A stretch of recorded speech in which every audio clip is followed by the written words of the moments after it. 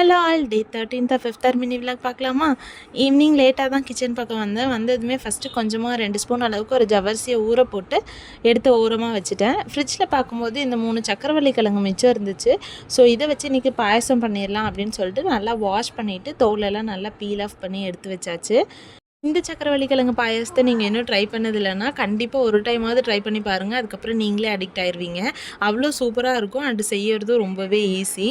இஃப்தார் டைமில் ஸ்வீட்க்கு நம்ம சக்கரவள்ளி கிழங்கு பாயாசத்தை ரெடி பண்ணிகிட்ருக்கோம். கூடவே காரத்துக்கு போண்டா இல்லைன்னா எப்படி அம்மே போண்டாவை ரெடி பண்ணுறதுக்கு மாவெல்லாம் பிணைஞ்சு வச்சுட்டாங்க.